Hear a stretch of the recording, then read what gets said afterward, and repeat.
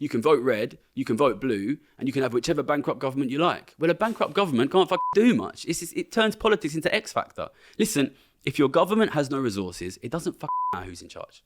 We've given away the resources. The only way to get them back is taxation. There is a massively increased inequality, and that inequality is not going to reduce. It's only going to get bigger and bigger and bigger. So there is a hole in the bottom of the boat, and our resources are sinking out of it.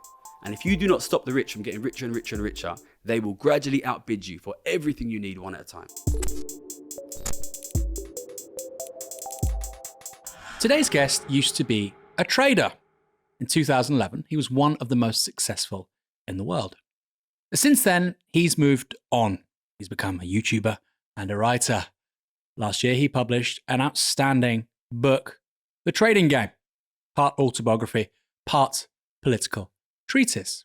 This is the third time today's guest has come on Downstream, and the last time we spoke, he made a bunch of predictions about house prices, the economy, inflation, and pretty much all of them were correct. Given right now, in January 2025, there is much talk of a financial crisis and growing troubles for the Labour government, we thought it was the perfect moment to get today's guest back on the show. Gary Stevenson, welcome to Downstream. Thanks for having me. Pleasure to have you back on. Since we last spoke, your book, The Trading Game, has gone stratospheric. This is the paperback edition. When's it out? 30th of January. Sunday Times bestseller number one. Number one. Did you expect that? If I'm totally honest, I always thought the book was going to be good. But because the story was good. Before I wrote this book, I read a book called Who They Was by a British-Polish author called Gabriel Krauser. I think it's really, really good. And it's written in like this really, really heavy like London slang. I really, really like that book, and I think it should have sold a lot more than it did, and it should be better known. So I really wanted to kind of capture this like London voice. Like I don't speak with the kind of strong slang that he does, but the book is written in a London voice. And I wasn't confident that so publishing is quite like a posh world, as you all know. I just wasn't confident that they would get that voice. And when I first sent it to my agent, he sent it back with like all of the grammatical errors fixed. And I was like, oh my God, these guys. I also thought that this kind of working class voice on the page is rare. I don't know a lot of people who are doing that. You know what I mean? So as I was writing it, I thought it was really good. And then you get put, you will know obviously, but you finish the book like a year before it gets published. Yeah. And I was sitting and they put me on a media blackout, and I knew I had this banging book under my belt, and I couldn't say anything. Well, I couldn't really say anything about it. Is there pressure in being so visible now that you're a number one Sunday Times bestseller? I don't feel pressure on the book because I think the book's fucking good. And for me, that's all you can do. Obviously, I'm in the fortunate position. I don't need to make money off the book. So like if the book is good in my opinion. If it sells, that's great. What I feel pressure about is the political work and the political situation, because you know, things are growing really quickly now. Like my socials are growing really quickly, and they're big now, right? And I get stopped in the street, and people say to me, you know, we're counting on you. Some old lady stopped me the other day. She's like, "You're Gary, aren't you?"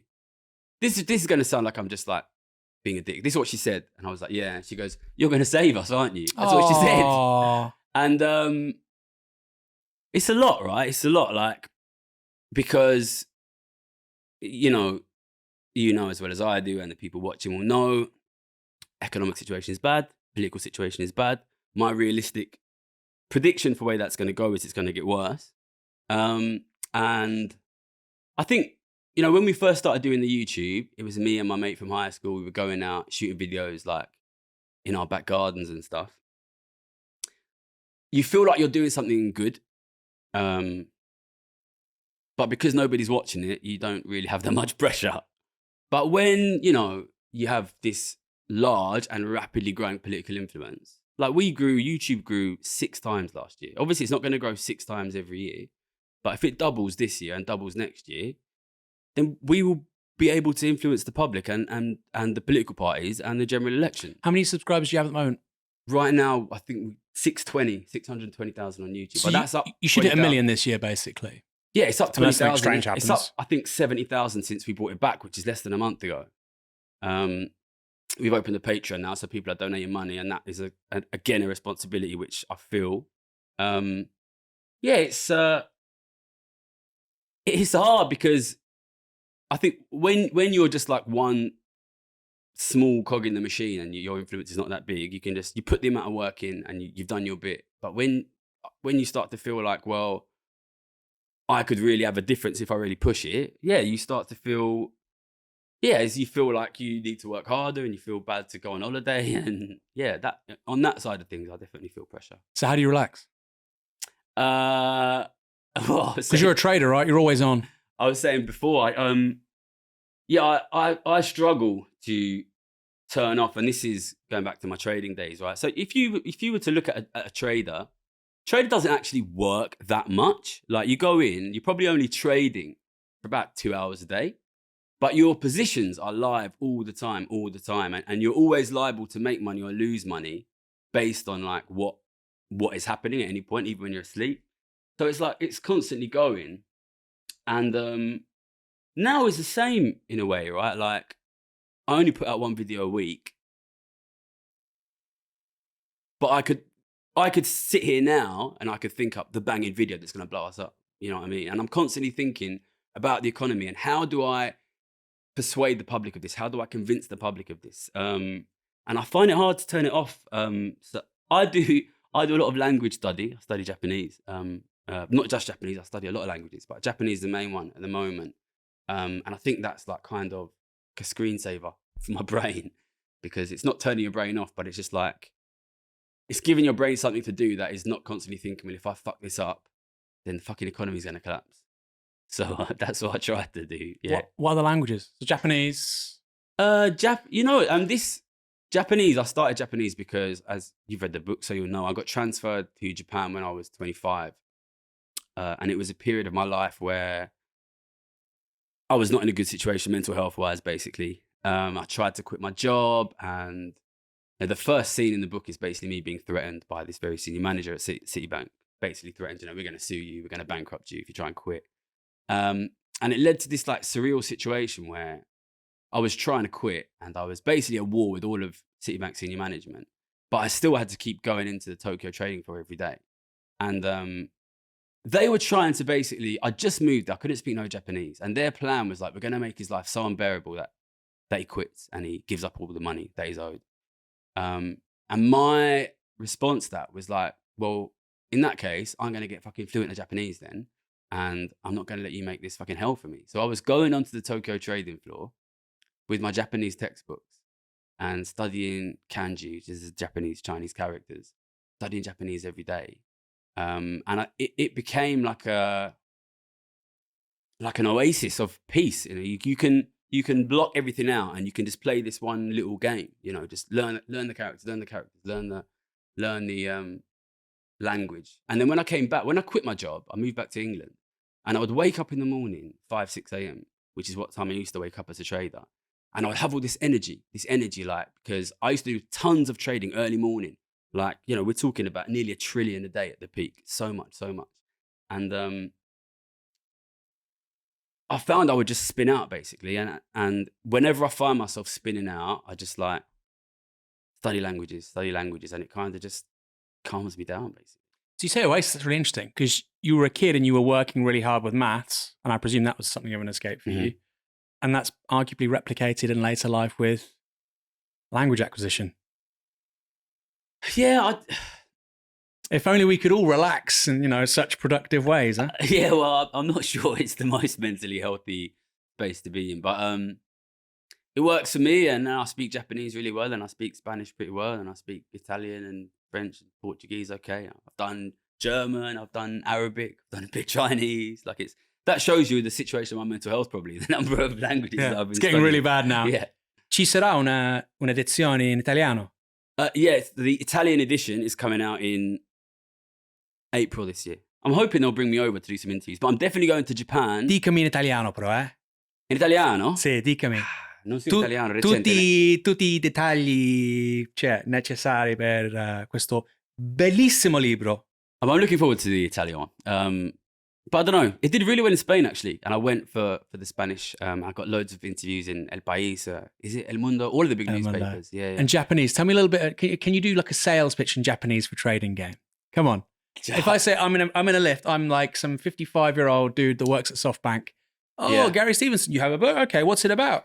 なんか、小説みたいな自伝です。僕のなんか、現金の昔の仕事、すごく成功していた。I think that's enough. Yeah, it's just... The last time we spoke was right at the beginning. It was in the foothills of the cost of living crisis. Yeah. If I remember correctly.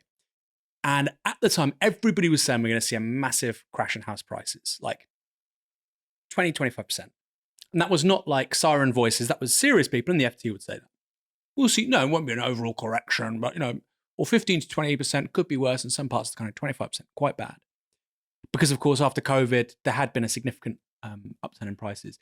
You said to me, I'll never forget this, you said to me, look, they might go down like a couple of cents, maybe 5%, but actually over the 12-month period, they'll either stay the same, they may even be marginally up. Here we are in January 2025, and you were proven entirely right. Yeah. So what's going to happen to the housing market for the rest of this year? I need to know. And for people watching, what's going to happen with inflation? Are they going to be able to access cheaper mortgages in a few months? Yeah. Will interest rates come down? What's the Gary Stevenson macro position for this year? So I think there's a very good chance they go up quite a lot this year. The thing about housing, houses are an asset, right? They are an asset, part of the broader class of many assets: stocks, gold, land, housing. Basically, every stock market in the world is at a massive all-time high. Second year in a row. Gold price, massive all-time high in every currency. Land prices, big all-time highs, most places. This is, in my opinion, entirely because of the reason I told you last time, which is governments across the world gave out enormous amounts of money. That money ended up with the rich. If you give money to rich people, they'll buy assets. And this is why I've been betting on and predicting since the beginning of COVID, massive increases in asset prices. And obviously, given that everything's at an all-time high, I've made a lot of money on this. Housing has actually lagged massively relative to stock market, relative to gold price. And I'm not surprised by that. Housing tends to lag. And the reason, in my opinion, why housing has lagged is because it's just simply way, way, way easier for a rich person to buy £1 million of stocks or gold. Like, I could buy £1 million of stocks on my phone. Like, now you could watch me do it. Whereas buying £1 million of housing is just way more practically difficult. And additionally, very rich people, most of them, you do have some exceptions, most of them don't want to have tons of residential property that they own because it's really difficult practically to manage. So the purchasing of residential property by rich people basically goes through the mortgage market. That's what it is. These are the people who are ultimately on the end of your mortgages. They are the lenders that you are the borrower for. These things balance out. Someone's behind it. Ultimately, it's rich people. But the high levels of interest rate basically block that channel. So obviously, as people will know, there's all these affordability checks. And with the rates high, people can't pass those affordability checks. And that's blocked that channel. And it's meant that it's been difficult for rich people to buy the properties.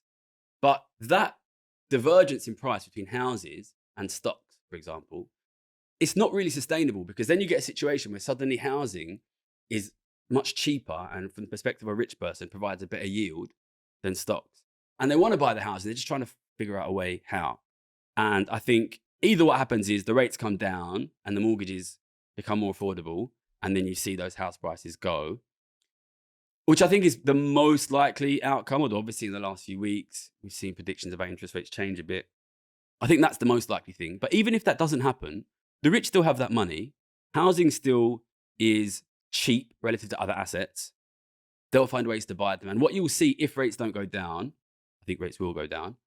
If rates don't go down, basically you'll see corporations fill that gap. This is exactly what BlackRock do. They go to the rich people, we'll take your money, we'll buy the houses, we'll manage the houses. So you'll see corporate landlording. And this is just what is happening to what will happen to housing and what is happening to housing. The reason I was able to confidently make that correct prediction to you last year is it's being bought by rich people who have way, way, way more money now. It's as simple as that, basically, and you can't really prevent that. If you want to live in a world, if you choose a world, which we did during COVID, where the rich are much, much richer, assets have to be more expensive because you're competing with these richer. I want to make it clear, right? Rich people, they can only live in 1 or 2 or 5 houses, but they can own 1,000. So you are competing with these guys for ownership of your property. If they're richer, the prices have to be higher. They are richer, not do anything about that, the prices will go up.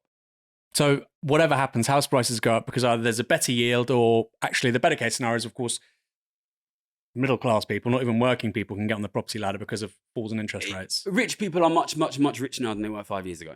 All assets have to be more expensive. The only way to stop that is to reduce, to reverse the change in inequality, or to make rich people less rich. So either you talk about taxing the rich, or, seriously, I wouldn't be surprised if house prices doubled in the next 5 or 6 years. Doubled. I think that probably will happen, especially obviously you'll continue to see these sort of more 50th percentile parts of the country do badly because the person in the 50th percentile is struggling. But basically anywhere where rich people live, where rich people have an interest in living, where rich people have an interest in spending time. I mean, look at the stock market. What's the stock market done? What's the gold price done? Gold price has doubled. If you look at gold since 2000, it's just insane. Gold price doubled I think in the last 1 year, it's up 60%. And since the beginning of COVID, it's doubled. Gold and silver since 2000 is just insane. I know, like you're saying, it's if anything, it's accelerating. It's just. But I mean, gold nothing's changed with gold. Gold is still gold, the same thing it's been for thousands of years. Price gone up because rich people got more money, and everything else will go with it. You also said previously that buying housing assets is a very good hedge against inflation. So even though inflation is quite low at the moment, I mean, 2.5% is not high. If those are your concerns, and there are, I think, big macro concerns out there because of tariffs and whatnot from the US economy, and we live in a different world now to even pre-COVID, right? Yeah. People will be looking for those hedges as well. Let's be clear about this, right? You say inflation is low. Well, it's 2.5%. Consumer inflation. Yeah. It's very important to make people realize the inflation that we talk about in the news is goods and services inflation. If you look at the post-2008 period, people forget this, but we had a big jump in CPI 2011-ish, and it's similar, driven by food, driven by energy. After that, we had this long period of very low CPI, very low goods and service inflation, combined with very high asset price inflation, which in my opinion is exactly what you would expect to see in a society, in an economy of rapidly growing wealth inequality. Because who buys goods and services? Ordinary people. They spend almost all their income on goods and services. Who buys assets? Rich people. They spend almost all their income on assets. So if inequality is rising, what you'll see is assets going up and wages, goods, services flatlining. So I'm not sure we'll go back into that space, and we can talk about why. I think that was conservative austerity government, and I don't think we're going to have that, although we can discuss whether it's possible. One thing that is the same now as it was then, massive increase in cash holding by the rich. So really, I don't see housing as an inflation hedge. Housing is a fucking housing hedge. Like if you don't own a house, you're short one house. Like the flat position in housing is not 0, it's 1, because where are you going to fucking live? Yes. So really, my sister doesn't own a house and she can't afford one. And me and my brother and my sister are talking like, how can we get her a house? Because I think the price is going to go up. And if the prices go up and the rents go up, which both are happening, she can't afford to live in London, where she's born and raised. How old is she? She's 34. So it's now or never, right? Yeah, well, we're trying to get one for her. Yeah. We're trying to get one for her. But it's, it's difficult. It's complicated, yeah. That's such an interesting formulation as well about, you're not level on housing at 0. And it's something, it's easy to say, but I have to be honest, I didn't really understand it until we bought a home. I remember we bought somewhere, May, June 2020. Slight fall in the market because, people worried before the euphoria of asset inflation. Got a good deal. And I think after about 3 or 4 weeks after buying the house, which was a tip, I just said to my wife, I feel so much happier. Like my default is just all that pressure gone. I mean, still horrible things happening, but at the end of the day, I can relax in a way that I simply couldn't as a renter. Well, that is the relaxation of having a flat position. Yeah. You don't realize if you don't have a home, you're constantly exposed. And I've been saying for a long time, house prices will go up, house prices will go up, house prices will go up. Whenever I say that, you get people in the comments, angry young people. No way house price is going to go up. House price is going to collapse. There's no way it's sustainable. House price is going to collapse. And I don't need to ask. I know who these people are. These are young people without homes. Yeah, homeowners aren't saying that, right? No, and then the reason these people are saying it is because they're fucking terrified of that happening. And they're right to be, because it's fucking awful. You know, I think we need to, you know, this is, if I'm right, that house prices go up significantly in the next 5 or 6 years, and I think I will be right, and I usually am right, that's going to be so socially divisive. Going to be so socially divisive, because a lot of homeowners will be happy. And a lot of non-homeowners, which includes a lot of young people, that will mean for them not just permanent financial insecurity for their kids and for their grandkids. These will be if they have kids. These people will lose capitalism and they will be dropped off the bottom forever. These will be the guys who have lost monopoly and have to sit on the side eating fucking tacos and pizza for another 6 hours while the dickheads who are winning fight it out. Like that's the situation. And I know that's why they're so unhappy when I say house prices are going to go up. But I don't say it because I want them to go up. I say it because it's going to happen.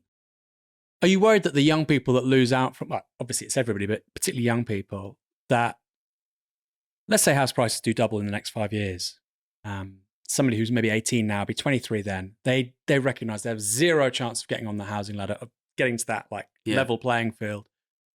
Those people just start blaming immigrants and foreigners, and they're drawn to the right. I mean, that seems the present trajectory, doesn't it? Have you ever gone on the subreddit Wall Street Bets? No. There's a subreddit. Obviously, you know what Reddit is, right? Yes. For those who don't know, it's a big American social media platform.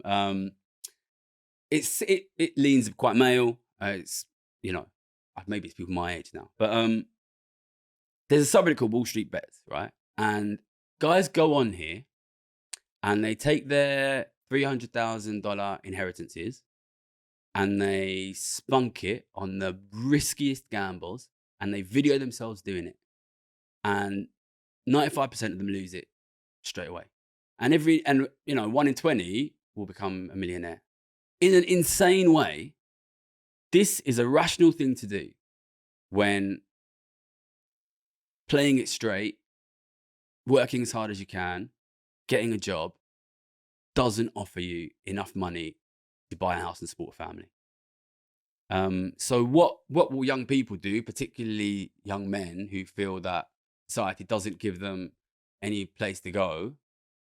I mean, you know, there's lots written about this, about what happens to societies that doesn't provide young men a reasonable route to security. You know, they could go in a lot of directions. Yeah, I lived in Japan for a couple of years where you have this concept of the hikikomori, just stays inside, you know, doesn't try to date, doesn't try to get a job, just gets involved in like computer games and anime. And then obviously in the US, you've got the incels, and here you've got people who support Andrew Tate. I've got no hate for people who support Andrew Tate because I see what we've put on the menu for them. You know what I mean? I grew up poor. I grew up poor in London. It's shit being poor. People fucking look down on you. People think you're fucking stupid. People think you're lazy, you know. I remember when we all turned like 16 and my mates all got cars. I remember some girl saying, "I've seen Raj's new car. He must be doing really well for himself." I was fucking 16. You know what I mean? Like, but people thought I was poor because I was a fucking idiot. You know what I mean? And this is what we put on the plate for our young people. But not only do we do that, we turn around and we tell them, you can have anything you want as long as you hustle hard enough. Well, the flip side of that is, if you didn't fucking get anything, you didn't fucking hustle hard enough, did you? But the truth is, I come from a poor background. I went to LSE and I went to Oxford and I worked in the City and now I work in media. So I've seen quite a wide scope of society here. Somebody said to me this idea, if you work hard enough, you can make it. Other than me, I couldn't think of a single person I grew up with who significantly raised himself in the social hierarchy. Every single person I know ended up pretty much as rich as their dad. That's the world that we live in. And then we turn around to kids and say, well, if you didn't make it, it's because you didn't fucking hustle hard enough. Well, it's pretty clear that the outcome is 95% dad. So tell them that. If you didn't make it, you picked the wrong fucking dad. Pick again. You know, so I think if you create this society that tells young people, especially young men, you know, you can make it if you work hard enough, hustle hard enough, try harder, and simultaneously determines outcomes almost entirely at birth, of course these guys are going to go mad. Of course they're going to go mad. And my friends who come from poor backgrounds, they don't understand why they can't afford a house, because my friends who come from richer backgrounds got given 400 grand by their mum when they want to buy a house. You know, I think we should just tell the truth to the kids and say, listen, we fucked it. Us, the older generation, we fucked it. We decided that we were going to totally end social mobility, and that's the way it is now. Just accept where you are. But we don't tell them that. We tell them, you know, get rich or die trying. Well, they've only got one of those, which is achievable. It's all founded on a lie, which is a really, really key thing. And I think you're right. You shouldn't have hatred towards the people that, you know, are simply listening to the sort of dominant ideology. You said something to me, which I think is fascinating. Okay. About why young men are really getting into the gym. Why Why is that? According to, you know, the sage Gary Stevenson, why is this trend becoming more pronounced? People want to be able to work hard and progress. People want to be able to work hard and progress. You know, you've read my book. People go, I was insane. You know, I worked fucking hard. And I wanted to make money and move up and move up and move up. But we've created this world where it doesn't work. Listen, I went to LSE, and there are some kids that go to LSE. People who don't know, LSE is like a very, very, very elite, prestigious university in London, London School of Economics. There are some people there from poor backgrounds that do well and they get good grades, and they don't get the good jobs because the jobs are basically delivered behind the scenes. You need to know somebody, you need to have it sorted out. So it doesn't work. It doesn't work. Working hard in your job to get promotion, to make money, to buy a house, to have a family, it doesn't work. It doesn't work. So then people want to find an outlet. They want to find something where they can take this energy. You know, I'm getting older now, but you know what it's like to be in your 20s and you have that energy and you want to work and you want to make something, but it doesn't work. You put that energy into work, you put that into education, and you're not getting the outcomes because the outcomes are basically determined on who your dad was. But you go to the gym, you work fucking hard every day, you're going to see the results. You're going to see the results. So gym is kind of one of the only spaces where young men and young women, to be honest, can, if you put the hours in, you will see the results. And because we've destroyed social mobility in our economy, gym is kind of the only place left where you can do that. So true. You can't start a business, and if you do, it's probably going to fail. And like you say, you're not going to see career progression, but there's a very clear connection between input, output. There's not many other parts of people's lives anymore where that's the case, right? There's a lack of control. That's it, control. Yeah, and gym, you have control. Gym is that place that is, it really is. You really do get out what you put in, right? You really do get out what you put in. And yeah, there's not many places. I always remember, I went to grammar school, right? And I was one of the poorer kids in the grammar school. And I was in this kind of, most of my friends were kind of middle class. There was one other kid in my friendship group, single parent family, working class like me. He had the piano, so I thought he was rich, but I realize now that he wasn't. And we all did really well in our exams. And I remember once this kid was sat next to me in our economics exam. And the last question was like a big essay question. And there's a big like square box, empty square box. And I looked over to him and he'd just written in it, yes. That's what he written in the square box. And I looked over to him and I looked at his answer, which was yes. And he looked at me and he just looked up and he gave me this big fucking grin. And, you know, I was 16, right? But I look back and I realized, right? These middle class kids, they knew the syllabus was online. You go online, you memorize the syllabus. They're getting tuition in the evenings, right? This kid grinning at me in economics, nobody told him that. Nobody told him that. He wasn't getting tuition. You know, single parent family, 4 kids, mum's busy, she's not able to help him. You know what I mean? And obviously looking back, I would have liked to help him more. I didn't realize I was fucking selfish. I was focusing on my grades. You know what I mean? He was told if you work hard, you'll get the grades. He worked hard, but you don't get told the secrets. You don't get told the tips. You don't get told the tricks. You know, you've read my book, you know. Oh, I got some of the best grades in the maths department at LSE. I had the first class degree secured after 2 years of a 3-year degree. The way I got my job was by cheating in a fucking card game. This is the system that we've designed. You know, so there is an unbelievable lack of control because there's all these little tips and tricks behind the scenes. You know what I mean? When you get your job, to get a job in a trading or an investment bank, there's a little section on the end, put in this box who you know. Simple as that. Well, you don't fucking know anyone. You know what I mean? This guy's dad works for the bank.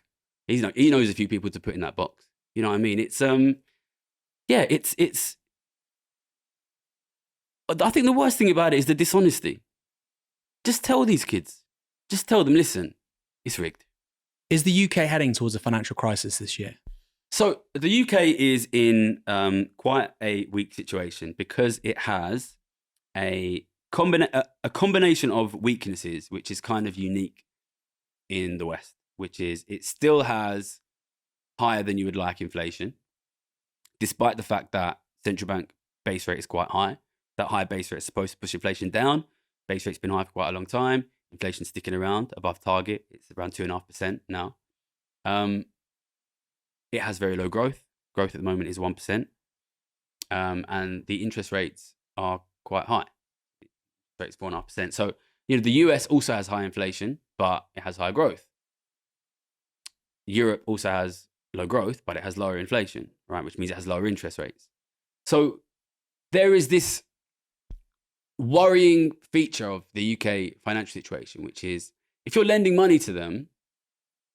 So the reason why governments can keep borrowing money every year is because their debt is basically getting eroded by inflation. Inflation effectively is like devaluing your debt year after year.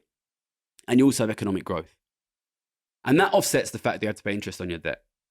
So for this like long period after 2008, we had like 1%, 2% interest rates, which meant that because you're expecting to have 2% long run inflation, it means that effectively your borrowing is free.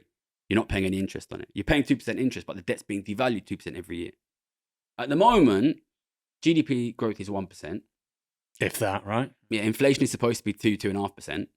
So your debt is being devalued by 3.5% a year relative to your size of your economy.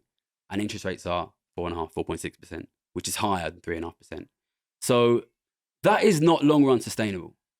That is not long run sustainable. And the problem that the UK government has is if global interest rates push up like they did in the last couple of months, the higher that interest rate goes, the more unsustainable it looks. And that opens the potential for basically like a negative feedback spiral, which is like, well, at 5%, I'm not really sure they're sustainable. So I don't want to lend to them.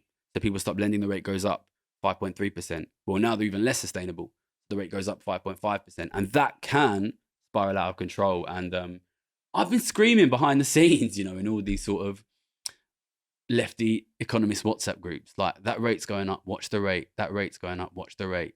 That rate's going up, watch the rate. And finally, the rate was blowing up a couple of weeks ago. And then I was just screaming to these guys, you guys need to do something. You need to do something because if you don't give something, that could blow up.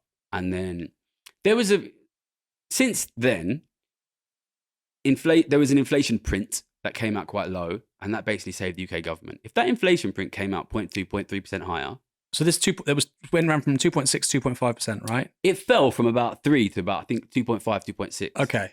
If it hadn't fallen that much, there's a very real possibility that the government would have been forced to do some kind of emergency budget and say we're gonna cut, similar to trust. And I think that would have been unlucky. And there were comparisons made to trust, which in reality were unfair, because what trust did was kind of chaotic and wild and reckless, and it caused a very UK specific blow up situation. What Starmer and Reeves did, and I've been a critic of Starmer and Reeves, you can say what you like about them, it wasn't chaotic, but they could have been forced into the same thing. And I think, do you think we came very close to an emergency budget in January 2025? It could have happened. I think, and you saw, they kept constantly saying, we won't break our fiscal rules. We won't break our fiscal rules. We won't break our fiscal rules. And that was kind of like a nod, right? Because they have this fiscal rule, which is they have to stabilize debt as a percentage of GDP. And as that rate goes up, the only way that they can basically keep that fiscal is to make cuts. And they didn't want to come out and say they're making cuts, but they wanted to signal to the markets, we're prepared to do those cuts.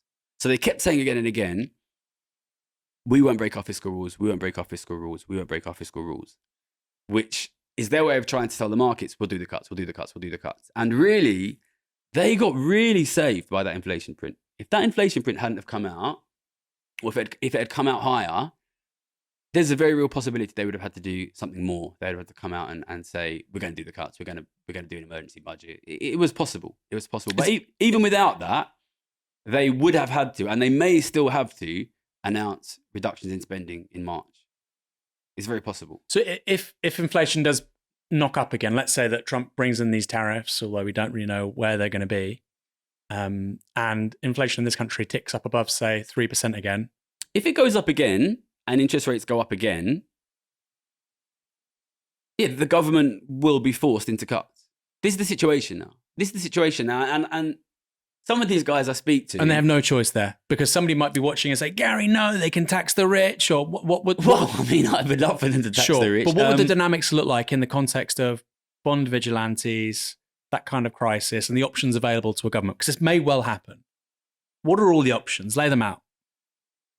If inflation spikes upwards and interest rates go up again,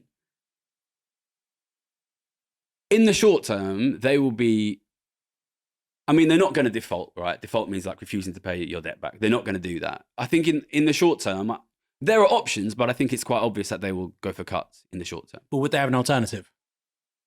I think at this point, they're in a bit of a tricky situation. And this goes back to mistakes made, which I've been screaming about since the beginning of COVID, right? I put a video out June 2020 saying that the government's going to give an enormous amount of money away. This is going to lead to a significant reduction in government's financial situation.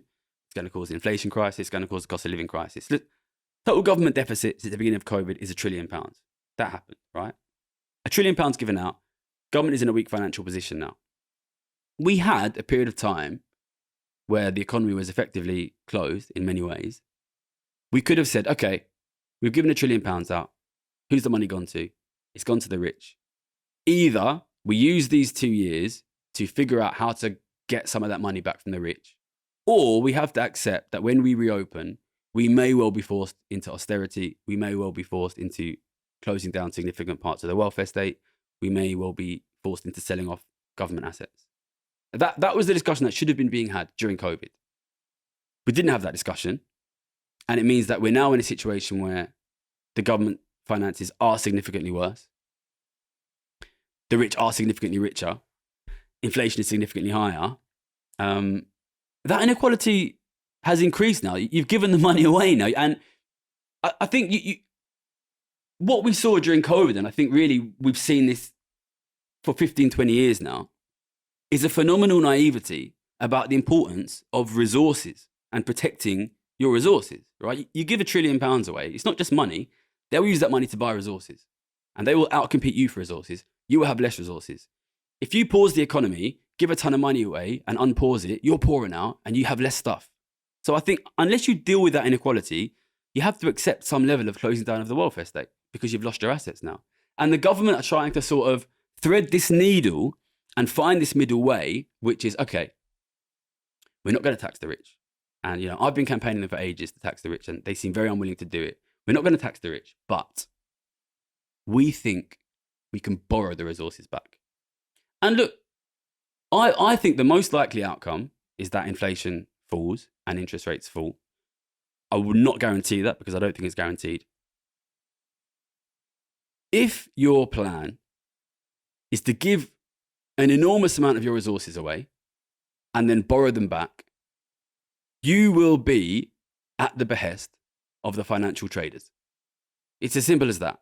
And people who say we shouldn't let the financial traders choose our fiscal policy, we shouldn't let the financial traders choose our spending policy, that's well and good. And I agree with that. In that case, you need to get the resources back and sort out your fucking taxation policy.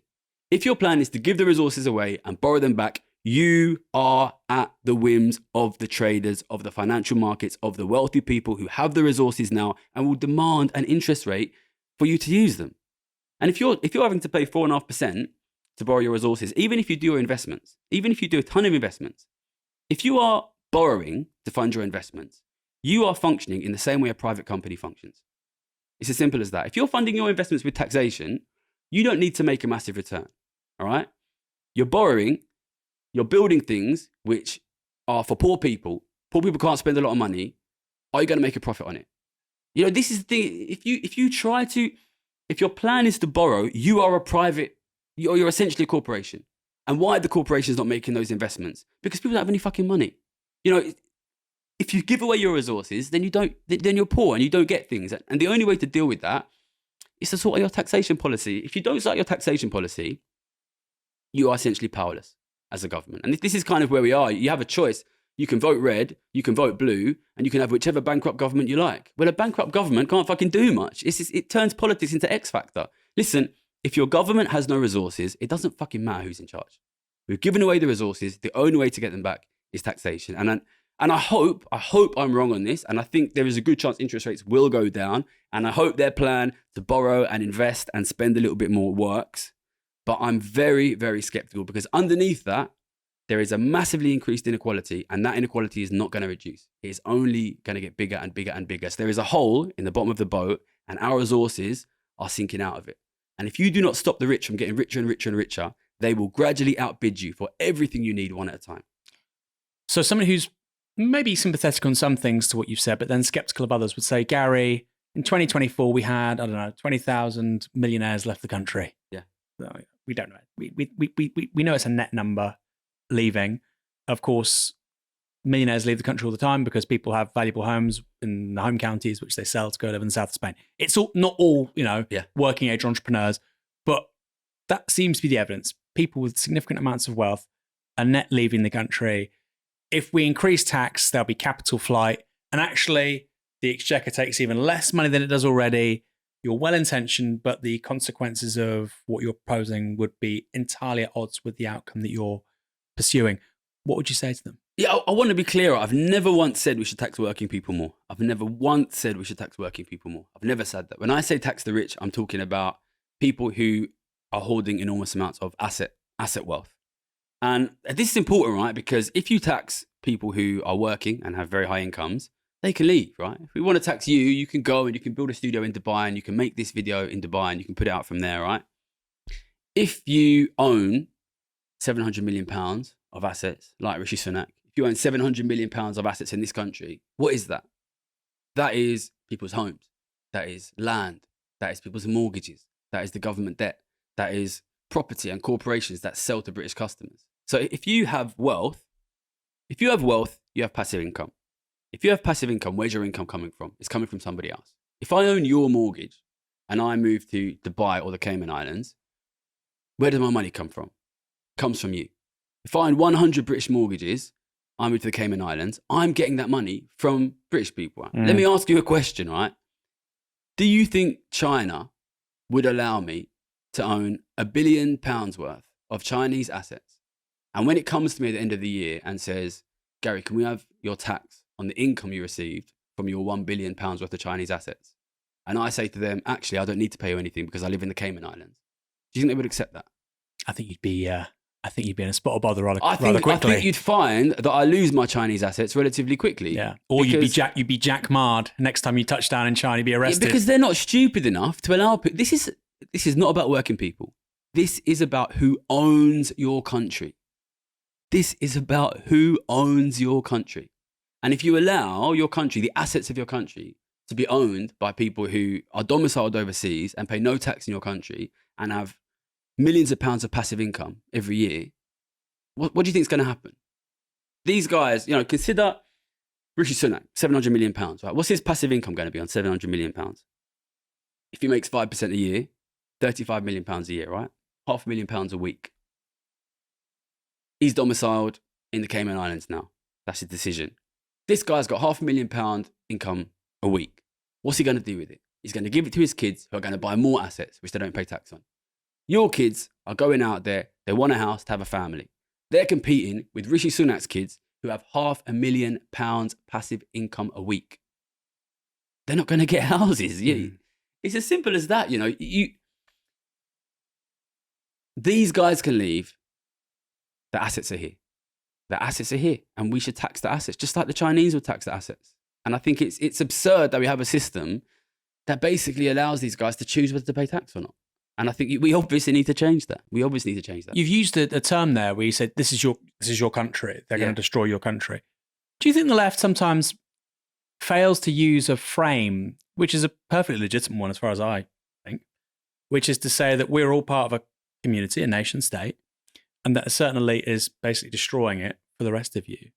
But because the left is quite hesitant about using that kind of frame, it's basically been entirely adopted by the right. So if you say, I care about this country, I want to look after this country, basically, you sound like Nigel Farage, right? Nobody on the radical left is saying that. Or saying radical left. Nobody who cares about income equality and asset wealth equality is saying that, other than you, really.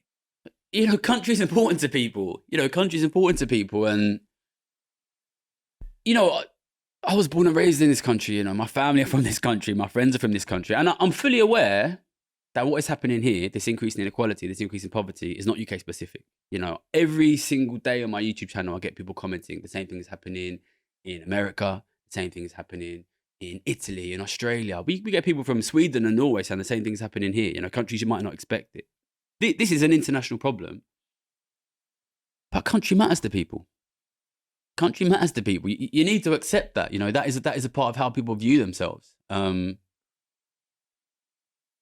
you have to be proud of where you're from. You know what I mean? That doesn't mean that you think this country is better than other countries or this country is perfect. It's part of who we are. I was born and raised here, and if you live here, you need to be able to form community with the people around you. And you also need to understand that we exist in a country where poverty is growing week after week, year after year, generation after generation. And people need something to hold on to. People need something to hold on to. And, well, what else do they have? What else do they have? And then when somebody like Nigel Farage comes in and stamps a Union Jack on it and says, I'm going to protect you, you can see why that appeals to people who don't feel anyone's on their side. Yeah, I think that's true. It's something I've thought about a lot. You see these Facebook nostalgia pages, which I love, by the way. And people are saying this is what the high street looked like 60 years ago, and all the monuments and the postcards from the 20s and the Victorian era. And that gets loads of, and I'm not talking about like, oh, wasn't it great when we had proper binmen? I don't mean that stuff. I mean, genuinely from like 100 years ago or something like that. Not in living memory is the point, really. Or, maybe the 60s. And that gets lampooned a lot. But I also think, well, like you say, people look outside their window. They see incredible levels of inequality. They see a high street in disarray. They see shop fronts smashed up and empty. Their public services don't work. They can't get a GP appointment. The bus doesn't turn up after 5:30. You sometimes don't get it at all. Of course, they're going to look back with nostalgia. I think nostalgia is partly inherently a human condition. But of course, people are going to look back and think that was great, because what else are they going to be able to hold on to, right? And it does frustrate me that we don't think about that. If you're not offering people a sense of the future, well, of course they're going to look at the past. Of course they are. I think we need to have something to offer. We need to have something to offer. And I look at what's happening now, of course, with Donald Trump, Elon Musk, but also with Reform and Nigel Farage and AfD in Germany. For me, I think I would have said exactly the same thing last time I came on. These guys will continue to be successful. And it was easy to predict that at that time because it's really clearly the way things are going. But I think it's very, very... The reason this is easy to predict is because it's easy to understand, right? The existing status quo is obviously failing. It is increasingly obviously failing to more and more people. People will vote for sensible change once, twice, 3 times. It is obviously 20 years now of worsening living standards. The mainstream media, mainstream politicians keep saying this is a recession. It's going to be 1 week year, 2 week years. It's 20 week years now. And it is increasingly obvious to everybody it's broken and it's going to get worse. It's going to get worse and it's going to get worse. And people just want something new. People just want something different. And that, by the way, is correct. That they are correct in wanting that, because they are correct in the assessment that if we don't change anything, we're going to be fucked. And our kids are going to be fucked. And our grandkids are going to be fucked. That is totally, totally correct. And they look around and they say, well, okay, well, who's next? Who's got an alternative idea? Who's got an alternative vision? It's pretty clear who the biggest and loudest group of people who have another idea is for how to run the economy, right? And, this is why you ask me about, do I feel pressure? This is why I feel pressure, because it's obvious what's going to happen here. It's really obvious what's going to happen, which is people will lose completely faith in Labour. And Reform, if they don't win the next election, they will win the following election because the centre has nothing new to offer. But what happens after that, right? Because in my opinion, the economic problem is growing inequality. That's not going away. And it's not even stabilizing. Inequality will keep going and keep going and keep growing. So you will get Reform come into power, and we've just had Trump come into power, and they will say what we're going to do is we're going to stop immigration, but they won't reduce inequality. So even they will see worsening living conditions. And what will they say? I think it's really, really clear. I can tell you now what Trump will say. He's saying, I'm being blocked. I'm being blocked from taking the actions I need to take on immigration. I'm not being allowed to be strong enough in immigration. If they actually stop immigration, which I'm skeptical whether they will, they'll say, we haven't done enough. We need to go further. We need to start kicking people out. You know that, and it's really, really clear that it will keep going that way because they can't take action on inequality. They will be forced further and further and further to the right on immigration because it's a narrative battle, basically. And I think unless we can offer something else, can offer some other alternative, and I'm trying to offer that alternative, which is actually the problem is wealth inequality, and that's growing. And if you deal with that, you can massively improve living standards. Unless we offer something else, they will keep winning. They will keep winning, and they will be forced further and further right because of their failure on the economy. And, you know, you don't need to be a student of history to know where that ended up last time.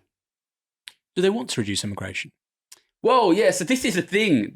I think the immigration debate, I kind of avoided talking about it for a long time. The immigration debate is super interesting, right? Because obviously we've seen now Elon Musk come in and he's started to heavily fund anti-immigration parties all across Europe, right? And when I see Elon Musk do that, I'm not surprised at all because of the analysis I've just given you, right? Like if Elon Musk can see what we can see, right? Which is that the economy is worsening and worsening and worsening. And if he's smart enough to realize that's going to keep happening, which I think more and more people are starting to realize, then he will know, just like we should know, that politics is going to become very fractious, right? People don't want to accept my kids are going to be poor, my grandkids are going to be desperately poor. People won't accept that. So they're going to say, okay, we need something new. We need something new. And if you're Elon Musk, extraordinarily wealthy man, you've got some skin in the game here, right? You don't want this to turn out badly, especially when you've got people like me floating around saying the problem is the super rich and we need to tax the super rich because Elon Musk doesn't want to pay higher taxes.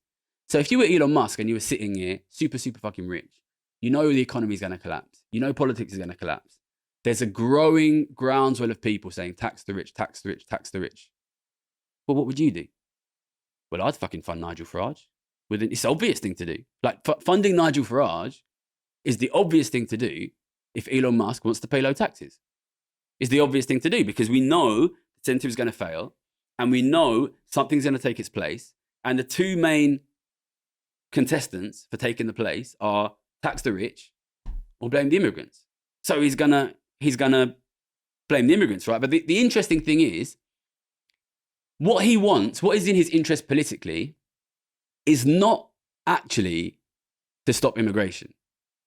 Because what is important for him is that immigration takes the blame instead of the billionaires. Well, if you stop immigration, that's a big risk for him. Because at the moment, the immigrants are what stands between Musk and higher taxes. So if the immigrants go and the economy doesn't improve, then you're in trouble, right?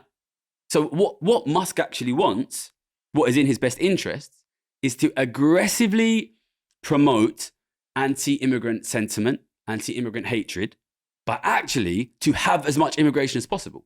That is what is in his interests. And I think what is super interesting about this is that's basically exactly what the Conservatives did. When the Conservatives were in power here, it's actually quite intelligent what they did, right? Which was they very aggressively attacked a specific kind of immigration, which is a very small percentage of total migration, and that they are basically unable to stop, which is illegal refugees on small boats, whilst at the same time massively increasing legal migration from outside the EU. I'm, to be honest, kind of surprised they were smart enough to do this, but that is what works for them politically. That is exactly the correct billionaire move here. is to aggressively fund anti-immigrant sentiment, but also try to make immigration as high as possible. Because the thing which is best for them is to have as much anti-immigrant hatred as possible. Because anti-immigrant hatred is the one thing standing between the rich and higher taxes. It really was remarkable, actually, when the Tories were still in power, and you'd be talking about this stuff, and they say, well, 40,000 people came across the channel last year. Now people can have a range of views on that. They can think it's awful, or we should have lawful routes, or it should just be blocked, pull up the drawbridge, whatever. And I understand that. You're in journalism. People have a broad range of views. But I would say, hold on. In the last 2 years, we've had legal net migration of like 1.6 million. Yeah. 40,000, 1.6 million. If you think that, the country's changing, well, the complexion of the country is changing, again, whatever your views on that, because of the legal migration, which the Tories are using. And here's a question for you. And it's a really big question for the left. My view is that basically after Brexit, there was no growth model. Mm-hmm. The Tories never thought, but the ones campaigning for leave in 2016 never thought Brexit was going to win. Mm-hmm. There was no growth model. There was a bunch of media guff and farts about us being, Kanzuk and free trade and Singapore on Thames. Nobody had a flying clue what was going on, right? And I think, basically the Treasury says to new government after the 2019 general election, look, you're looking at 0% growth here. We need to get the cost of labour down. We think, for every 100,000 people, you're going to get an extra 0.1, 0.2% on GDP. And I think that's literally what it boils down to, is basically finessing the books to get us out of a long-term slump, right? Which is what we've been in. Over 2.5 years, look at per capita GDP, the country was in recession. And I do think it's it's a psyop on both levels, right? So the first one is have as much immigration as you can, so you don't talk about taxing wealth. But also, if we're talking about an economy not growing for 3 or 4 years, then we're not going to be viewed by most people as credible in the economy. Much better if there's a little bit of growth. And like you say, we can also whinge about migration. I mean, that came back to bite them on the arse, though, because now, and I think this was never in the plan, Gary, the Tories have an alternative, right? As long as it was Labour versus Tories, that works. The Labour government would come in, they'll be found out, and then the Tory mob will be back in.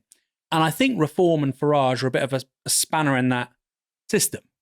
And I think we're seeing this already, they're moving the entire debate further and further right. And I think they could potentially end the Conservative Party as we know it, which leads me to this question. Could Farage be PM?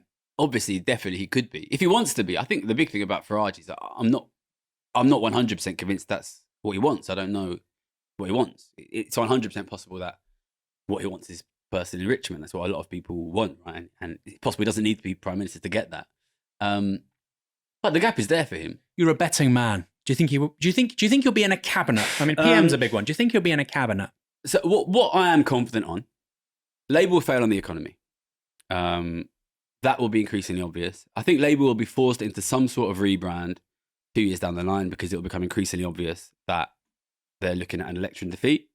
It'll probably be too late. They probably won't have a chance to deliver. So Labour will almost certainly do badly. They will need a massive rebrand going to the next election. Rebrand as in boot out Starmer and Reeves? I mean, if they have a better option, if that might work for them. It reminds me a little bit of Theresa May, right?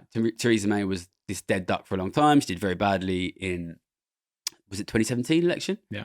Did very bad in 2017 election, but they kept her for long enough to get their rebrand plan in line. I don't think Labour will do that because it seems like Keir Starmer kind of has a bit of an iron fist around them. So he'll probably keep himself in there.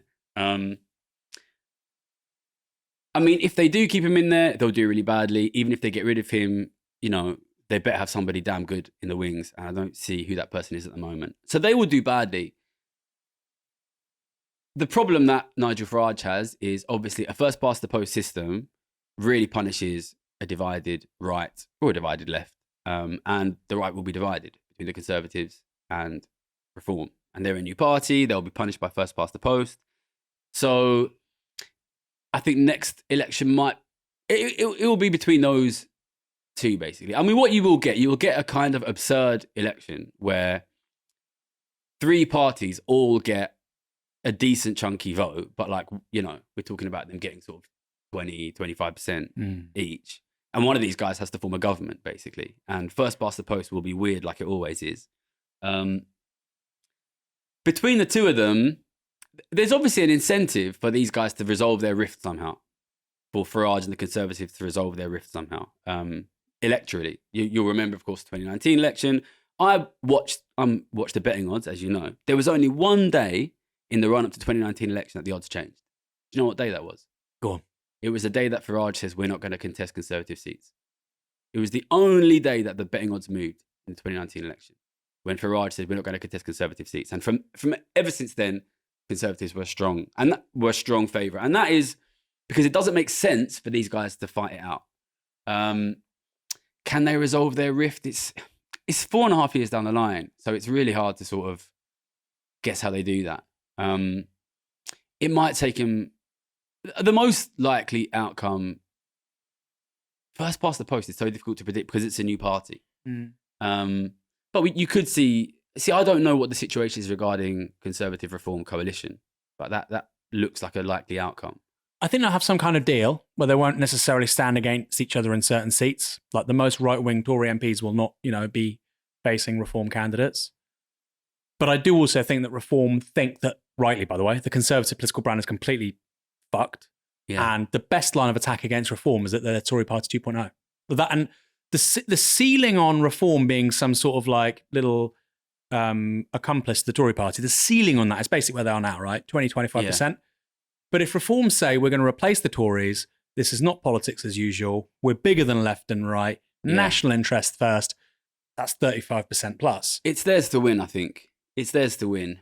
The Tories could try something. They could try to bring Boris back. They could try to sort of run some brand. The problem you have is that the Conservatives, like Labour, are married to a dying economic idea.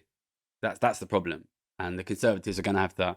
They will have to sell themselves really aggressively on anti-immigrant stuff. They've no choice. They've no choice because that is believable as a new economic plan. So they'll have no choice but to do that. And Labour will also have no choice but to bring a new economic plan. But at the moment, what will theirs be then? How will they differentiate themselves? Well, this is the thing. I'm not sure because I think this is the reason. Say, if there's no growth in the next 4 years, they can't say it's working. More of the same. This is why anti-immigrant ideologies are winning the day politically across the world on the right, because it is sellable as a new economic idea. Anti-immigration is not obviously an economic idea, but I was watching Sky News the other day, and they ran it very, very clearly. Housing crisis, immigrants, straight like that. And you can make the connection, right? You can say, well, these guys are competing with you for houses. It's a very old idea. People can understand that. It's simple. Here's a new idea. They're competing with you for houses. They're competing with you for jobs. Housing and jobs are the big economic problems. So anti-immigration, it is an economic idea, right? So that is why they're winning the day, because it's sellable as a new economic idea. And the reason why the left is doing so badly across the world is because they haven't really got a new economic idea. Like if you were to pull a guy off the street and say, what do you think is Labour's economic idea? Well, they would have no idea. I barely have an idea. More tax. It just sounds like this kind of aggressive sensibilism. And of course, you had Biden that was like, we're going to run much bigger deficits. We're going to spend much more money. I think the last couple of weeks have made it clear that Labour are very limited in their ability to do even that. So they can't tax more. They can't spend much more. They can't borrow much more. Well, what's your plan? And I think it's going to be very, very difficult. And it's not just Labour. Of course, we saw a resounding defeat for the Democrats. German elections coming up. It looks like the SDP are going to do extremely badly. Unless the left has, to be honest, not even just the left, unless the left or the centre. I was going to say liberals, Unless the left or the centre can say, look, we accept the status quo is failing. Here's our new economic idea. There basically is nothing on the table except for anti-immigrant rhetoric. And when you add to that, this fact that people like Musk realise the anti-immigrant rhetoric is protecting them from taxation, which means you'll probably see a lot of very wealthy people start to fund this idea, fund this rhetoric. Yeah. It's very hard to see it going anywhere other than that. But, that's very pessimistic. We'll be optimistic in a bit, don't worry. Well, what that means is there is this massive space. You know, there are a lot of people that don't want to kick immigrants out for like obvious reasons, right? They want something else, you know, and if, you know, this is the reason why my YouTube channel is popular and growing so quickly, because people want somebody else to come and say, look, there is an alternative. There is an alternative. You know, you can increase taxation on the rich. You can reduce inequality. That can improve your standard of living. There is a massive, massive gap there to be driven into. And I'm trying to go around and I'm speaking directly to the public, but, you know, I'm also here speaking to you, you know. I want you to get behind this. I want you to speak to your viewers and say, look, we think this is the economic platform that we should be running on. We should be running on reduce wealth inequality, tax the rich more, tax working people less. You know, I think unless the left gets behind this message, they're going to continue to be alive. Tax working people less. I think that's something that people don't talk about nearly enough. So let's talk about that for one moment. Rachel Reeves has raised a significant amount of money through national insurance hikes on employers. Yeah. Now, obviously, employers say that just means that we're going to have lower pay rises for workers over the next 12 months. Maybe some of it will also go through to consumer prices. Is that a good idea or not? If you were advising Rachel Reeves, would you be for or against that increase in NI contributions? I think once you take wealth taxes and taxes on the very rich off the table, you are left with nothing but bad choices. So it's a bad choice. It's a bad choice chosen from a selection of nothing but bad options. Because if you can't inequalities increase massively. Government financial position has decreased massively. Wealth holding by the rich has increased massively. Your resource position is much, much worse now. You've got two choices. Either try and take some of those resources back, replenish your resource losses, or accept you're poorer now. And if you're poorer now, then that means basically one of two things. It means either higher taxes on working people or the continuation of the dismantling of the welfare state. I think it's as simple as that. These are the two options they have. Because you've taken taxing the rich off the table. And as long as taxing the rich it stays off the table, that is where we're going to be. We are going to be basically witnessing the slow dismantling of the welfare state and at the same time, the increasing of taxation on working people. Both things will happen at the same time because you've got less resources now. Yeah. Like if you own your own house and then you give your house away and now you're renting your house, you have no choice but to be poorer because now you have this extra £2,000 a month outgoing. That's the situation the government is in. You know, and again, it's about resources. It's naivety of resources. What you're seeing here basically is the long run consequences of this. Was it Mandelson who said, I'm intensely relaxed about the rich getting richer? Listen, what is the rate at which a very wealthy person increases their wealth? 5%? 6%? A lot more in the last 5 years. Yeah, in the first year of COVID, 22%. That's from the Times Rich list. What's economic growth? 1%. So if the economy is growing at 1% and the wealth of the rich is growing at 5%, where's it coming from? Where is it coming from? This is why your kids can't get a house. It's not a coincidence that you see this massive increase in billionaire and millionaire wealth at the same time as government finances collapse, ordinary families can't afford homes, mortgages have to blow up, and a massive collapse in financial security. It's a wealth transfer. It's a wealth transfer. And if you refuse to deal with that wealth transfer, and I'll be very, very clear about this, right? These winners, these are not necessarily doctors and lawyers, heaven forbid, even bankers. These are families with enormous amounts of wealth, of assets that just grows and grows and grows and grows. If you don't deal with that, their wealth grows and eventually everybody gets squeezed out. So because these taxes are off the table, wealth taxes, basically the Conservatives and Labour are left in a situation of no choice but manage decline. And when the Conservatives are in charge, they will dismantle the welfare state very quickly. And when Labour are in charge, they will raise taxes and dismantle the welfare state slower. But that is what happens when you're giving up your resources. You need to protect your resources, and protecting resources is about taxation, but we're not doing the taxation. So, you know, it's a little bit like we're playing chess and you've taken all my pieces. I'm just moving my king around the board, trying to stop you from checkmating me. But, you know, if you've lost your pieces, if you've lost your resources, you've got two choices.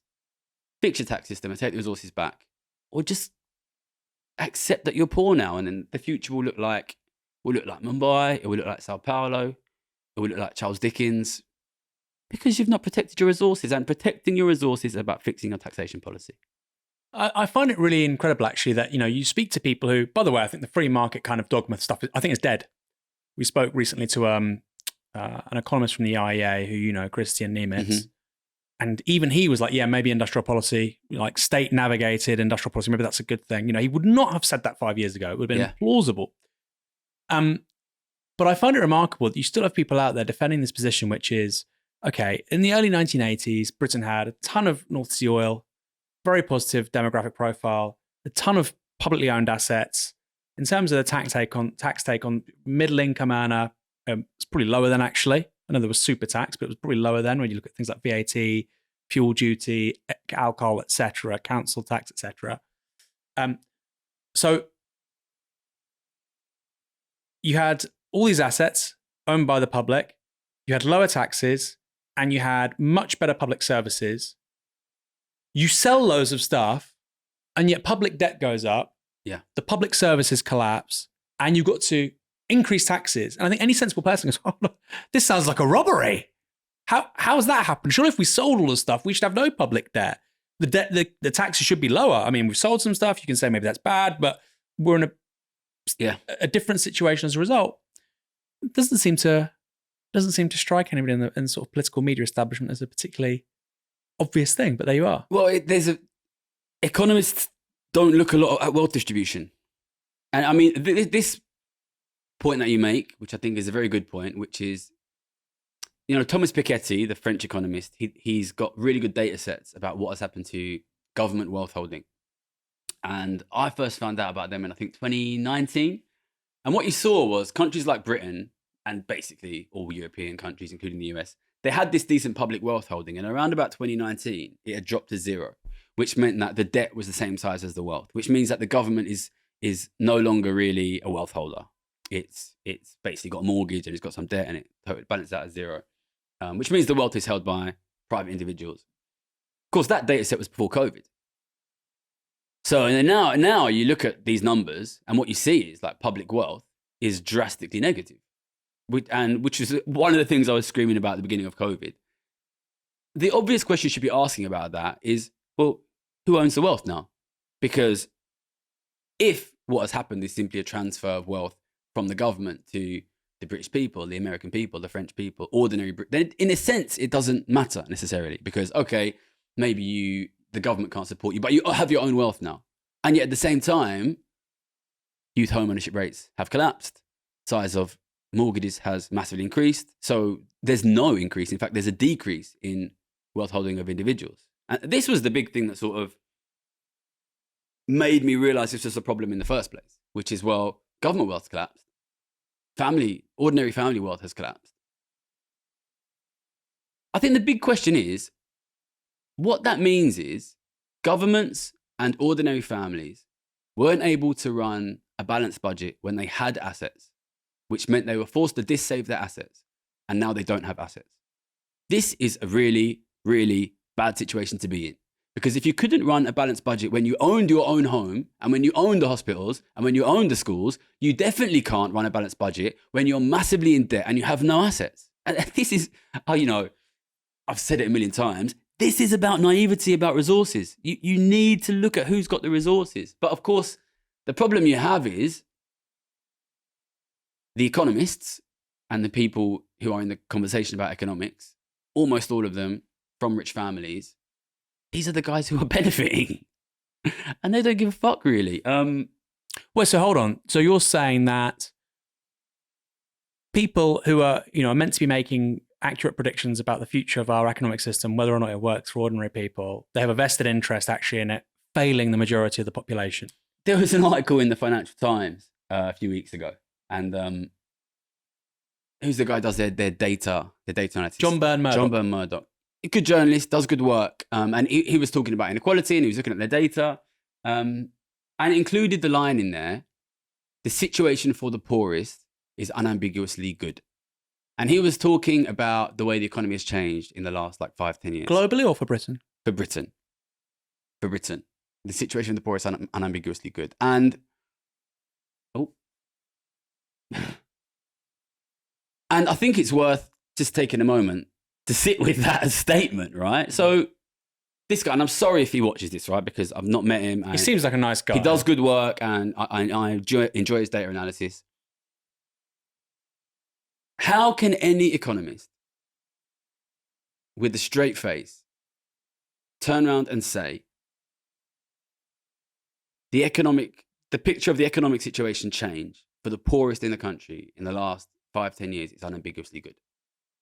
These guys cannot simultaneously turn the heating on and feed their kids. Why is he able to say that? I suspect he's from a pretty comfortable background. Well, he would say the data says that. There's lines on a graph that say that. Yeah, and I'm sure the data does say that. And and listen, I've got 2 economics degrees. We could sit with John Byrne Murdoch and talk about the data. Is the situation for the poorest unambiguously good? Is it?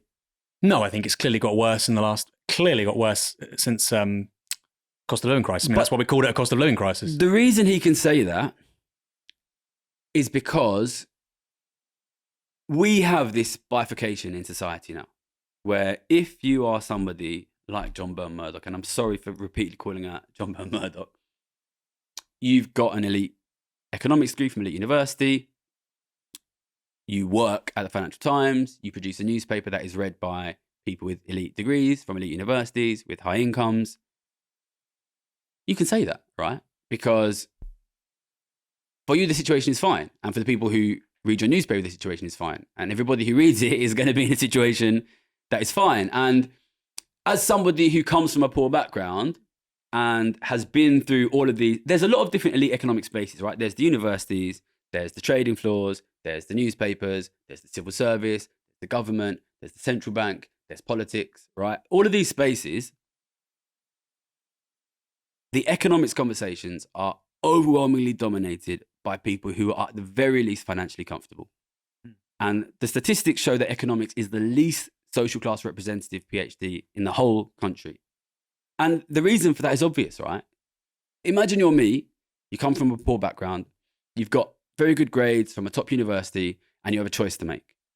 Do I want to use my economics ability to help society and work in one of these spaces? Politics, government, media, academia, central banking. In which case I'll need to get a master's, get a PhD, be like 100 grand in debt by the time I'm 30, do a postdoc, maybe be making 70, 80 grand a year in my late 30s.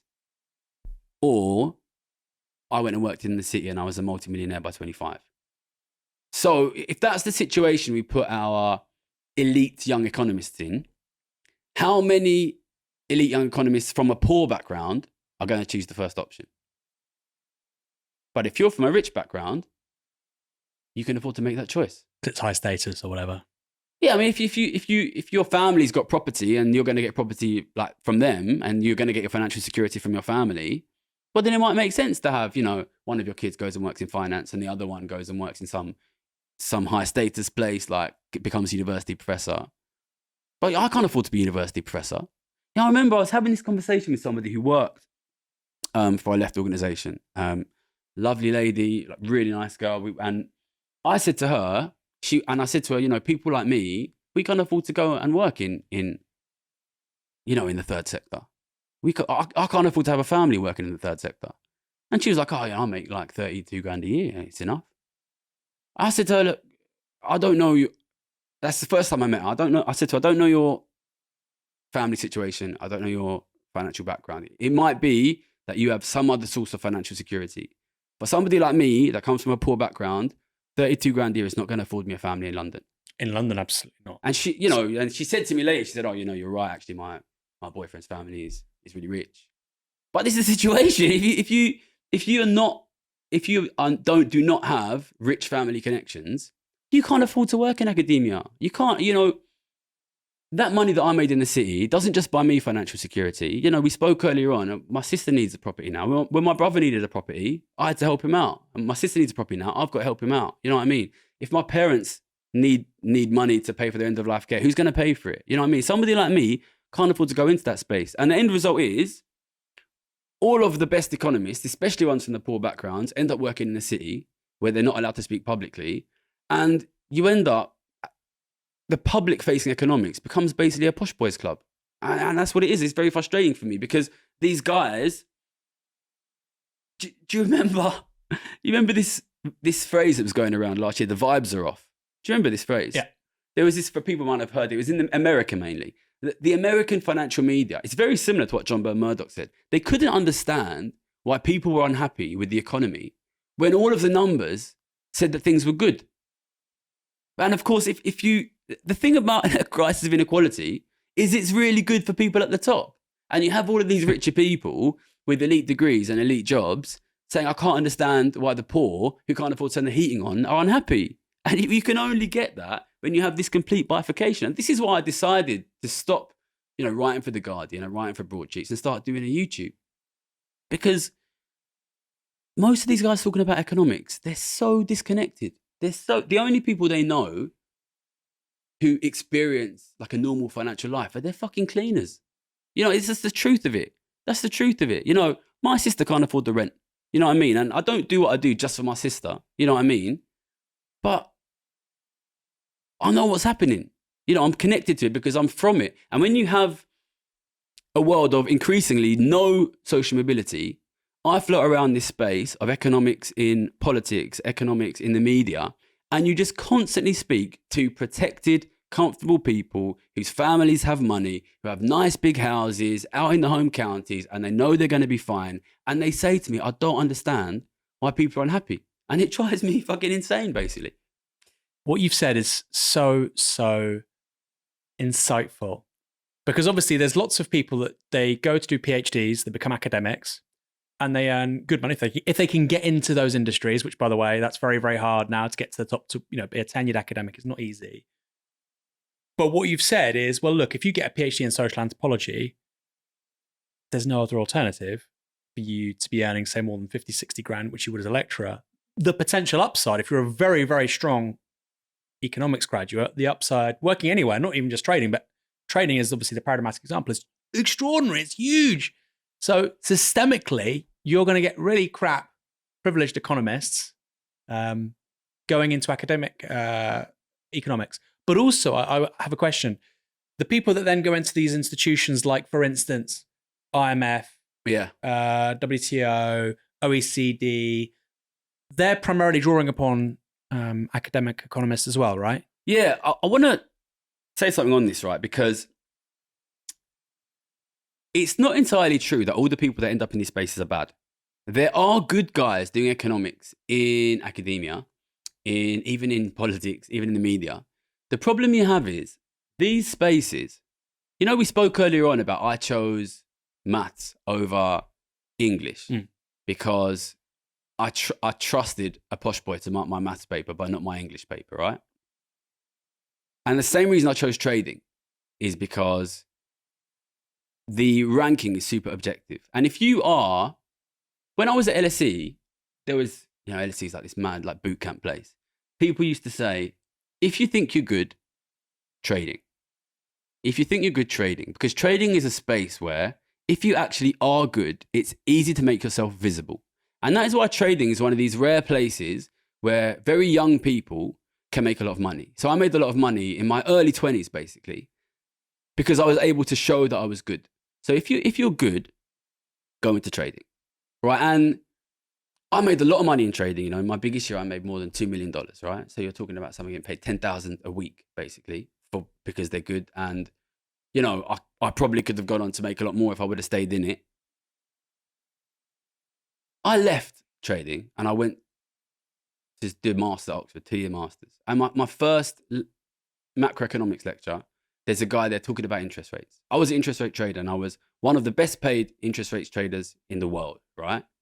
And I said to him, why do you think we've been so wrong on interest rates for so long? And he was like, oh no, we always knew rates would be zero, right? Totally unaware that had even happened. I sent him the data, look, you guys have actually been wrong for like 10 years. Wasn't even interested.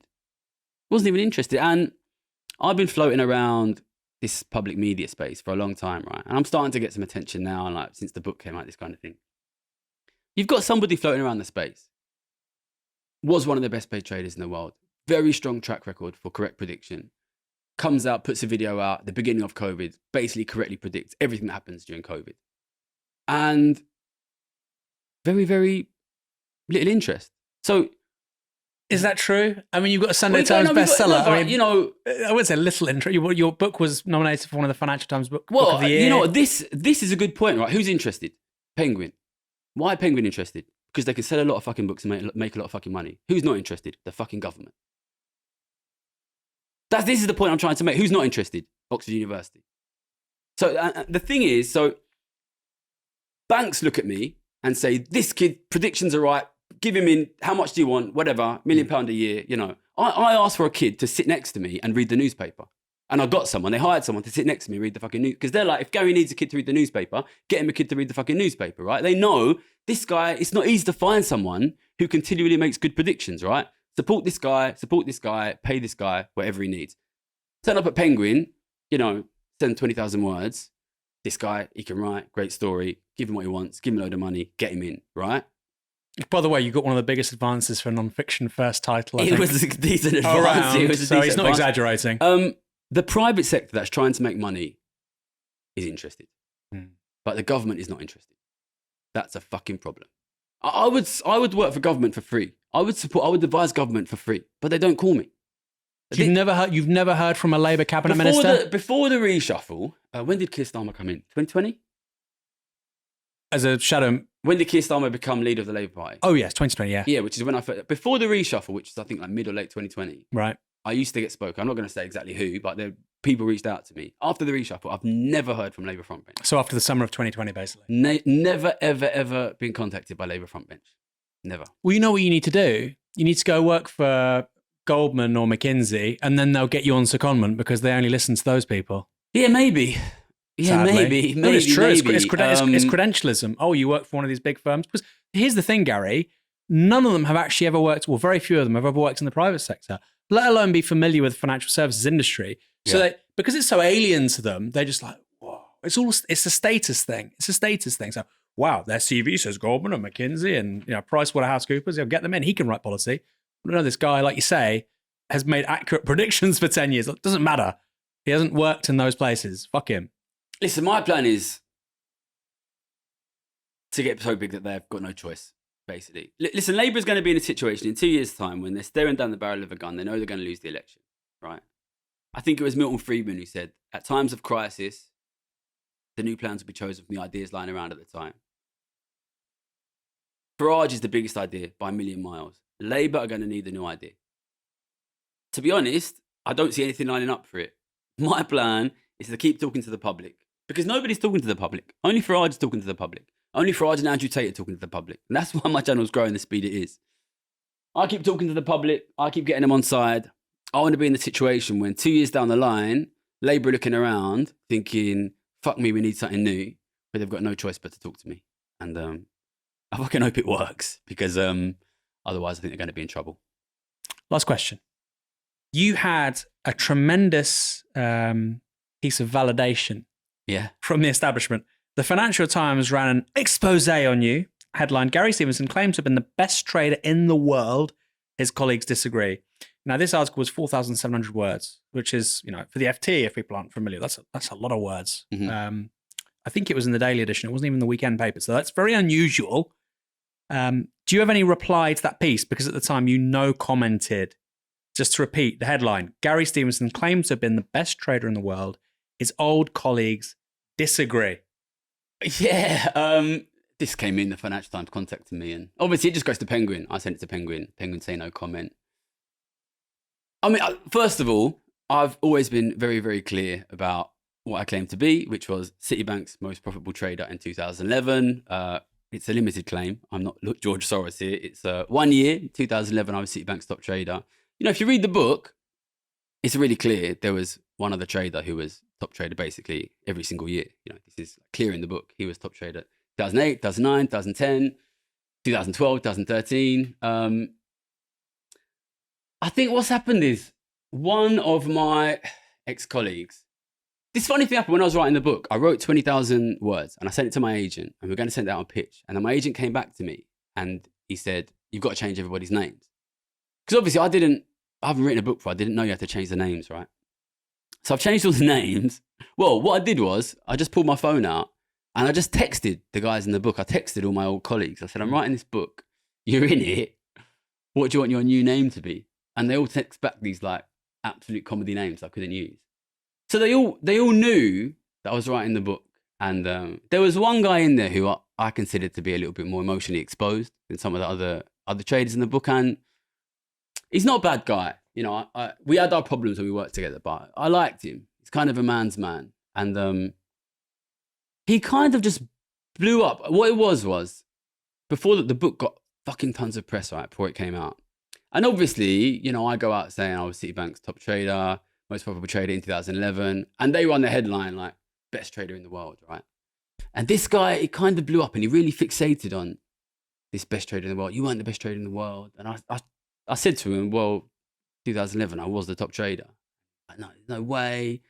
This guy, the guy in the book, Billy, just unbelievable trader, like top trader. Which is acknowledged in this FT piece, yeah, right? Yeah. He doesn't give a comment in this. Yeah, article. no, Billy was better than you.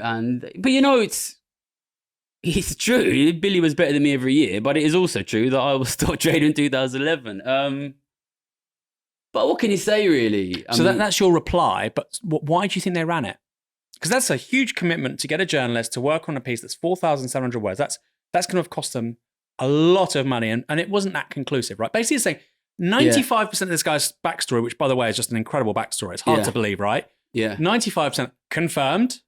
School, LSE, how he got into Citi, all confirmed. Yeah. But these several people don't think he's the world's top trader. Yeah. I think what's driven that then? 'Cause it seems so, you know, weird. obviously it would be easy for me to come and say, you know what? The establishment is coming to get me. What is it Andrew Tate always calls them? The Matrix. Yeah. The Matrix has come for me. But to be honest, so, you know, this one guy, he really wanted to get this piece running. There was a basically similar piece running Daily Mail, similar piece running like a kind of finance gossip website. And I think he's called up the FT. To be completely honest, I think the FT have just seen like, so obviously the book sold really, really, really, really well.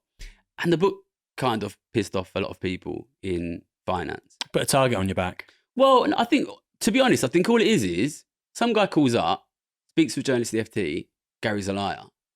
The guy's literally thought, fuck me, Gary's a liar is going to get a lot of clicks, isn't it? I think it's honestly, because it will, obviously it will, right? Like, you get a kid like me, comes out speaking like me, drops a bit of shit on the banking system, calls the global head of trading the slug because he looks like a slug. You know, you're going to get people who are going to support it, right? But it's going to get clicks. It's going to get clicks. And I think it's really, there's not much more to it, I think, than easy clicks, to be honest. It is, I think we have to be a bit respectful, right? Like, you don't think it was political? Because personally, you've come up with various views and tax the rich. You know, obviously, I don't know what goes on behind the scenes, but I don't think it needs to be political, right? This interesting thing happened, right? Like, the week the article came out, everybody contacted me. The journalists around the article contacted me. The two named sources in the article both contacted me. And they were all kind of saying the same thing, which is, it would be nice for you to speak about this on your YouTube channel, basically. And I think you just kind of realize when that kind of thing happens that this is how the media works, right? Like, here's a kid, he's pissed a lot of people off. If we can get a bit of attention. Yeah. I think you realize when you get a bit of attention, this thing kind of happens where people accuse you of things you haven't done. And the first time it comes in, you want to kind of reply and be like, I didn't do that. But you realize as soon as you reply, it's like absolute fuel to the fire and everybody's in, because basically you're the story, really. So I think, you know, I pissed a lot of people off with the book. And I think if you write a book like this and you don't piss a lot of people off, you've probably written a bit of a shit book, to be honest. So, you know, it's a shame I've upset some of my ex-colleagues.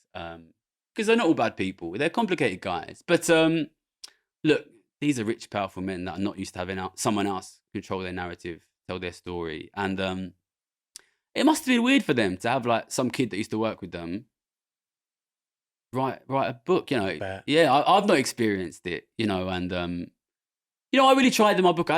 In my book, I didn't want there to be any like total bad guys, total good guys. I wanted all the bad guys to do something good and all the good guys to do something bad, because I wanted to show that it's actually like quite a moral grey area. That rather than like being full of evil people, it's full of ordinary people in a kind of fucked up system. And I think this story just kind of reflects that. It kind of reflects that. These guys, for me, what they remember of me is this little Cockney kid that turned up. And we have to remember, right? I was only the top trader in 1 year, and I quit the job the year after. What they remember is Gary the intern buying burgers. You know what I mean? They don't really remember 2011, where I blew it up. 2011, the reason I was the top trader is because it was a fucking terrible year for the bank, really. I did make a fucking ton of money, and I made some good like counter trend trades. But what they remember is a little Cockney geezer who come in. You read the end of the book, I kind of declared war on a lot of the senior management at Citibank. And I don't think they were ever going to just let this go unattacked in any way. But, I pissed off a lot of senior management at Citibank, and I'm not too worried about that. They've come through before. If they want to come again, good luck to them. Maybe for your next book. Sounds like the expose is an accolade. There's a nice quote from Churchill. Sounds like Mao. If you stop at every dog that barks, you never end up at your destination. So it's good you're learning to ignore these people, Gary. The paperback, as you've said, is out January the 30th? 30th, yeah. We'll get you back on soon. Gary Stevenson, thank you again for coming on Thank you. Downstream. Thank you.